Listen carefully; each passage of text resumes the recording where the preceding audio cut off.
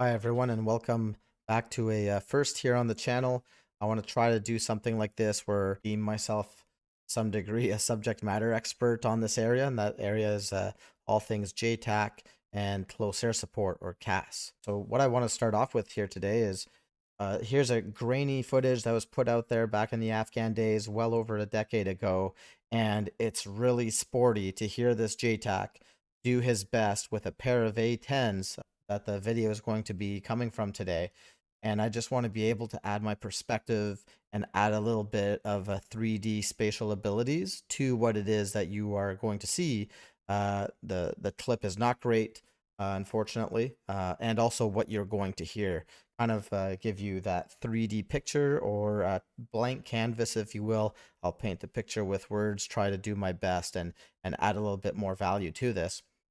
Really big point here that I also enjoy before we get to it is the psychological perspective of these three professionals, thousands of feet apart from one another, completely displaced.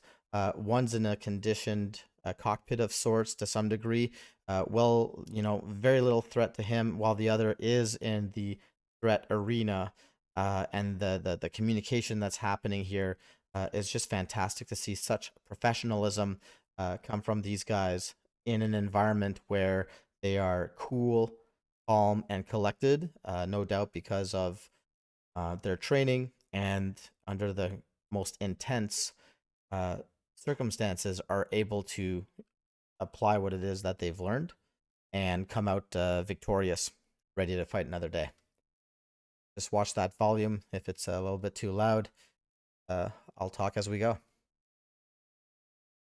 Okay, Roger, we're east of the riverbed, and we're taking fire from the west. Roger, stand by, we're popping smoke. All right, so already you can see this guy's a little amped up. All right, he's in control. He's talking to his aircraft, and he's giving them an understanding of what's happening on the ground. And we're missing a few things here, and that is obviously these troops didn't just come out of their forward operating base or the FOB and get under contact. They've been going to an objective to point B. Maybe they're coming back. These A10s have already been there, and I suspect what's happened is the A10s were covering them towards their target or leaving the target area, going back home. And sometimes this can happen for over 30 minutes or an hour. There's absolutely nothing. Your airplane are above you, and all of a sudden, bam, like these guys, it's an ambush. The JTAC is giving them an understanding of what's happening on the ground. You can hear the gunfire in the background, and now the targeting process is beginning. The friendlies, or the aircraft in this case, they're telling them, the aircraft, where they are. They've already, there's no doubt with the video, they know exactly where they are already, and now they're popping smoke, and then from smoke you're going to hear direction and distance being given. The targeting process is starting. Look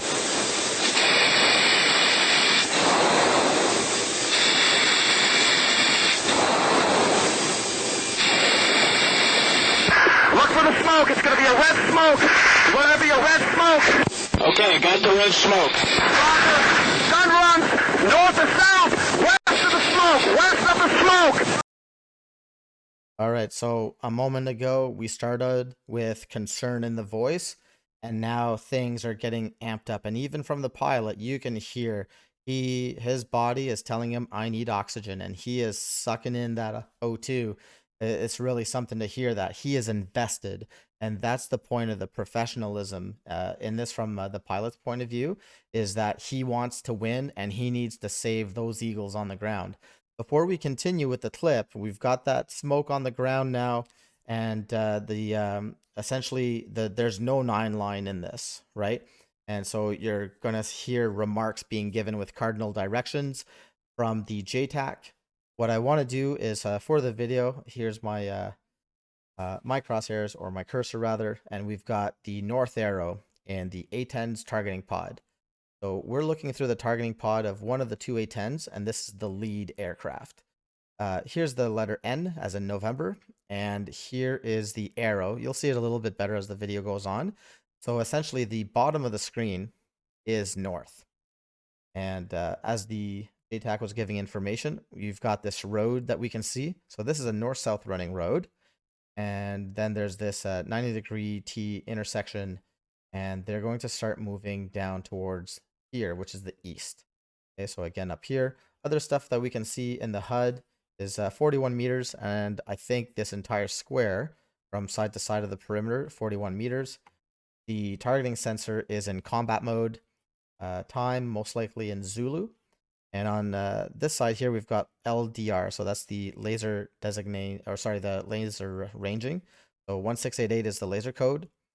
So my apologies, they're LD. So laser designator, R is most likely for range. LSS is the laser spot search. So if someone else was lasing out there, they could search the code 1688. And that's just what these guys mean down here.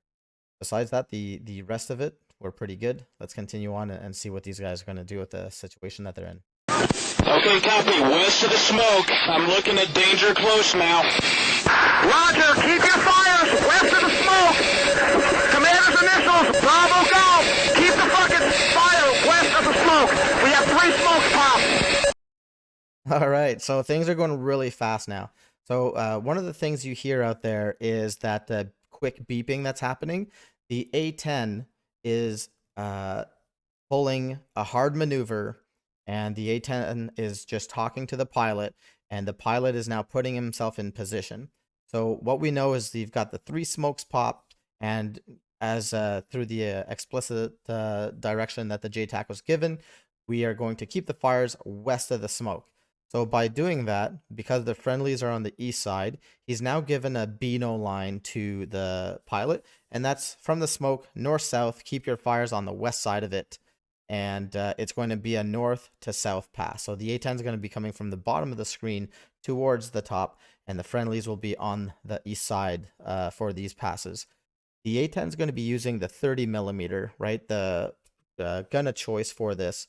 And when the friendlies are within 70 meters, the last time I checked the J-Fire publication, is danger close. And so now the pilot has to tell the JTAC this, all right? And Bravo Golf is the initials of his ground force commander. The reason we do that is the ground force commander accepts the risk of fratricide, which I'm not going to mention here today what that calculation is. But now the pilot knows that these guys understand just how close these guns are going to come to bear. Okay, copy that. I am visual to smoke. I'm going to keep my fires west of the smoke and west of the road. Roger, I see you. Come on with it, baby. Give it to me. I need it. You're cleared hot. Copy, cleared hot.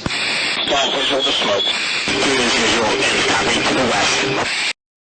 Okay, so a lot of the stuff there now is the JTAC, all right, and I can totally feel how this guy feels. Is he's bringing in the first run, all right, and I think I hear in his voice he's calmed down a bit, because now everything he's possibly been able to do, he has done it, and now the A10s are coming in as fast as possible. From there, right, he says what I believe is, "Give it to me, I'm hit." And so that's really impressive. Again, it speaks to that professionalism. All right. He's probably going to think emotionally on how he got hit a lot later. But right now, he does not have time for that. So, giving that information to the A10 pilots, and these guys are really cool customers, and they're doing their job. At the very end, you hear 1 talk to his 2, right? So number 2 just confirms what it is that he said. 2 is most likely offset of number 1. Number 1, if you can imagine the target north to south, he's beginning his dive now, and in the screen you can see the crosshair, the pipper, and so that he's going to put that over the target.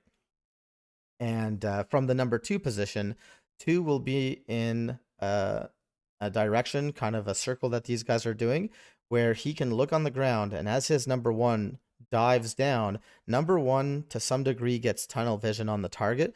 Number 2 is just there to look at the big picture outside his number 1's plane and call for any AAA fires or any threats that might be coming up that number 1 may not see. Long range straight. Altitude. You got me right? That's it. Okay, make sure you got it. I'll just stop right there really quick. Right here, you can see that red smoke. Here's the pipper right there. And up here, you're going to see a black square show up momentarily. That's going to be, that pops up when the trigger mechanism on the A10 stick is pressed. Go ahead, give it to me, over.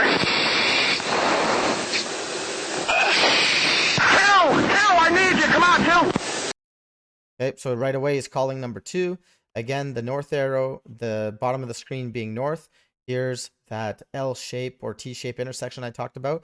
And up here, you can see the friendlies, which I assume are Hummers. They're slowly egressing towards the east. He's in hot from the north. Hill, same spot. Look for me. Keep him west. So right now, a couple of things that have changed. You got the red smoke coming in. Some remarks were given to number 2, which is the second A10. So right now, he's coming in and starting his dive. Number 1 would be off and climbing, but in such a way that he's also looking back in towards the red smoke, and now he's mutually supporting his number 2, making sure that as number 2 gets a little bit of tunnel vision, he's going to be able to just focus on that, and number 1 is just going to call any threats that may arise. What you can see here is these white puffs of smoke. This is flares being dispensed from the first A10 going down the chute, and that's if there's a man pads or man portable surface to air missiles. Those guys could be able to be defeated. Alright,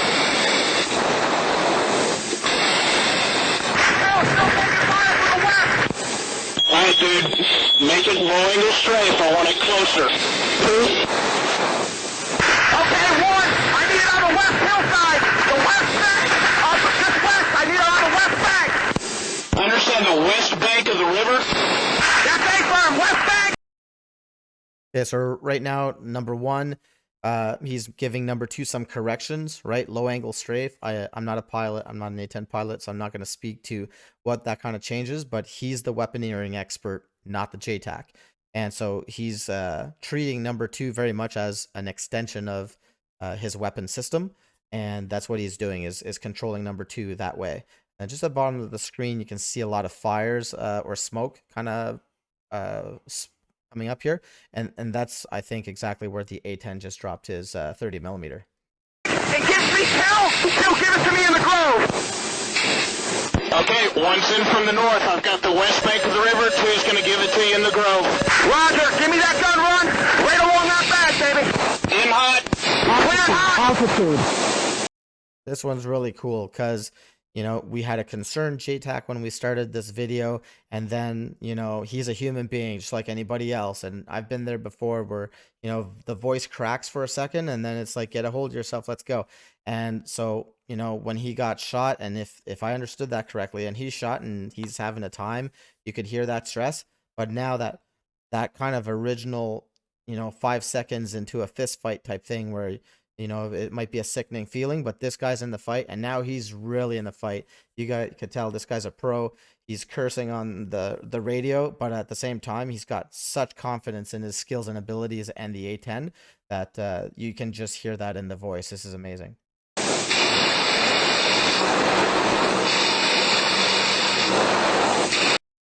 So number 1 came through in the first pass, and it was a really short burst. If anything, I wouldn't be surprised if that was done just to wonder if they're shooting at the right place, because really there was no precise target given by the JTAC. It's going to be really interesting to see how he could come up with something, because he probably can't see where the gunfire is coming from.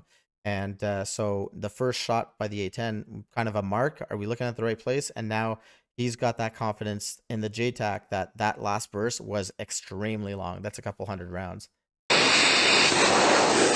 Hell, give me them in the grove! There's a nice stop right there. You can see one of the friendly units. So if you look at the north arrow, it's pointing to the left side of your screen now. So this is that T junction, and the top of the screen would be east. And so now you can see the friendlies going from the north towards the east. And this is really close. It's probably a good 30 to 50 meters to those 30 millimeter round impacts. She's in 15 seconds. Cleared hot, Hill in the grove, over.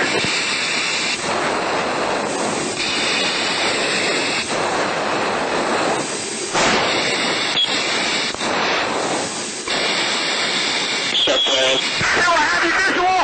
You are cleared hot, two in the grove, over. So you can see the black square right now, two starting to shoot.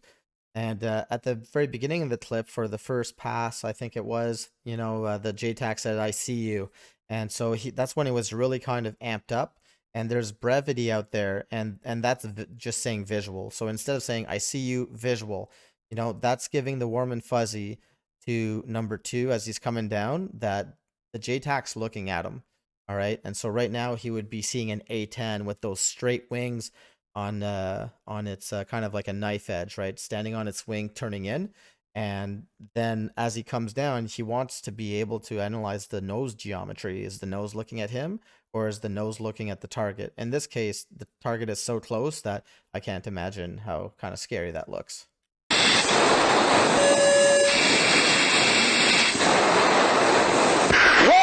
same thing, in the grove, south, work south. Copy, work south, give me some more smoke. We're moving. Which way? We're moving east, give me the fire south in the grove, Okay, understand south? One, you're cleared hot in the grove. Okay, so right now you can hear number 1, he's coming in, but his voice is kind of amping up a little bit. He's missing information. And so clearly the last transmission the JTAC did not hear, and he's already clearing him hot, but the pilot knows he's going to do a north to south, but he's not confident. Is he going to do west, or is he going to do east right now? And this is real life. Communications at the worst possible time fail, but what the pilot is doing here, he's just showing that A10 and professional community. South or west? South! Altitude. Pull up. Two, west back, gun run, two. Two, you're cleared hot, two. Okay, understand west bank where I just strafed a couple passes ago? That's A-firm, two, you're cleared hot. So right now with that A-firm coming across, number 1 didn't have like a huge warm and fuzzy on his last pass. Obviously he knew it wasn't close to friendlies. Right now it's just about round accountability. They want to make every bullet last because this is a good one, right? And then for number 2 coming in, 2 says 2. He's pretty quiet out there, number 2 on the radio. And obviously 1 is not comfortable with how he sees the threat picture developing right now. And so that's why this exchange is happening. He's in from the north. Clear hot.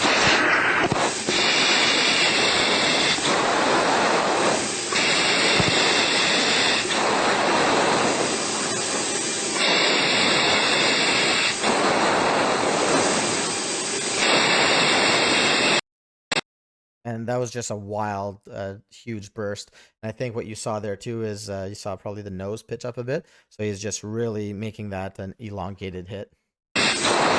Okay, now I want you to go over to truck cars and start launching the grips. East of those rounds, just east of those rounds, west south. Acknowledge. Understand east of number 2's rounds. That's A-firm, just east, but walk south, clear hot. So JTAC's doing his thing. He's dealing with his stuff on the ground. And you hear number 2 nice and quiet out there. This might be his first deployment, something like that. Or this is just his job. I don't know. But number 1 is just managing, doing his best with the JTAC, keeping the big picture open and using number 2 for his best employment. And that's just really, it's something. Now you can hear his voice as well. And he's not sucking back as much oxygen. So now the professionalism and training has just taken over, and these guys are just doing a job now. It's fantastic to listen and observe. Copy, cleared hot. 1's in from the north.